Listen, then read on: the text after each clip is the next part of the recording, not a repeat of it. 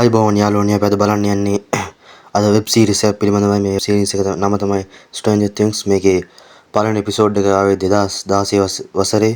මේක දැන් එපිසෝඩ් 5ක් වෙලා මේ කතා මාලාව සම්පූර්ණයෙන්ම අවසන්ලා තියෙන්නේ. දැන් අපි අද බලන්න යන්නේ කතා මාලාව පිළිබඳවයි. මේ චිත්‍රපටය මේ වෙන විට ලෝකේ ආදායම් වාර්තා වෙන ඉතාමත් වැඩිපුරම ආදායම් වාර්තාව ලැබූ ඉතාමත් හොඳ චිත්‍රපටයක්. මේක අద్භූත කතාවක් හා සම්බන්ධ වුණු චිත්‍රපටයක් තමයි මේකේ මෙතෙක් සීසන් 5ක් සහ එපිසෝඩ් 48ක් වශයෙන් මේ ෆිල්ම් එක වෙන තියෙන. මේ කතාව ආරම්භ වෙන්නේ ඇමරිකාවේ හොකින්ස් නුවර තමයි මේ කතාව ආරම්භ වන්නේ. මේක කතාව ආරම්භ වෙද්දිම අපිට දැනගන්න ලැබෙනවා මේකේ එක වරදක්වත් සිදු නොවුණු නගරයක් තමයි මේ හොකින්ස් කියලා කියන්නේ. එහිදී කතාව ආරම්භදීම මේ ළමයෙක් නැති වෙන එතනදී තමයි මේ කතාව ආරම්භ වන්නේ.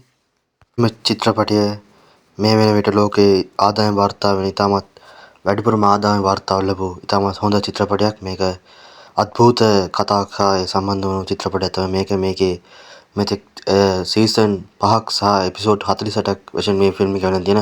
මේ කතාව ආරම්භ වෙන්නේ ඇමරිකාවේ හොකින්ස් නුවර තමයි මේ කතාව ආරම්භ වන්නේ. මේක කතාව ආරම්භ වෙද්දිම අපිට දැනගන්න ලැබෙනවා මේකේ එක වරදක්වත් සිදු නොවුණු නගරයක් තමයි මේ හොකින්ස් කියලා කියන්නේ. එහිදී කතාව ආරම්භදීම මේ ළමයෙක් නැති වෙන එතනදී තමයි මේ කතාව ආරම්භ වන්නේ.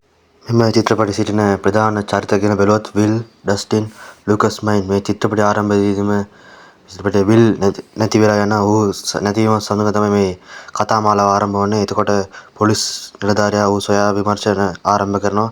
එතෙන් සිට තමයි මේ කතා පුවත ඉදිරියට ගලාගෙන යන්නේ.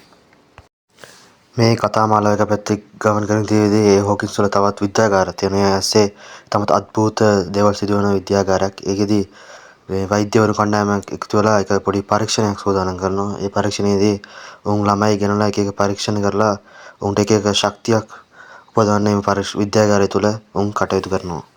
ඊට පස්සේ මේ කතාවට ඇතුළත් වෙනවා එල්ලියනු 11. ඔහු තමයි මේ චිත්‍රපටයේ තමත් ප්‍රධාන ස්ථානයක් හිමි කරගන්නවා. ඊට පස්සේ මෙම කතා මාලාව සිදුවන්නේ එම එල්ලියනු කෙල්ල මේ විද්‍යාගාරයෙන් පැන යනවා. ඊට පස්සේ පැන යද්දී ඌට යාළුවෝ ටිකක් හම්බ වෙනවා. ඉතින් තමයි මේ කතාව ඉතාමත් රසවත් හා ඉදිරියට ගලාගෙන යන්නේ. මුන් හතර දෙනා එකතු වෙලා මේගොල්ලන්ගේ යාළුවා නැති වුණ යාළුවා හොයන්න කටයුතු කරනවා. එතකොට මේගොල්ලන්ගේ නැති වුණ යාළුවා හම්බෙද්දිම පළවෙනි සීසන් එක නිමාවටපත් වෙනවා. එතකොට දෙවෙනි සීසන් එක 2017 වර්ෂයේ පැමිණියා. එම සීසන් එක ආරම්භයේදීම එම නැති වුණු මයික්ගේ සිටින අద్භූත දෙයක් ඌට ඇති වෙන බව ඌට දැනෙනවා. එම අවස්ථාවේදී මේ එල් හා මයික් අතර ඉතාමත් උන් දෙනා අතර ආදරය සම්බන්ධතාවයක් මේ චිත්‍රපටයේ සිදු වෙනවා.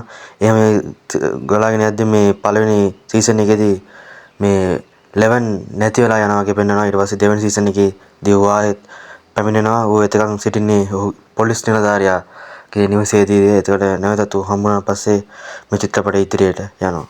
ඉන් පස්සේ මේ චිත්‍රපටයේ දෙවෙනි සීසන් එක ආරම්භ වෙනවා.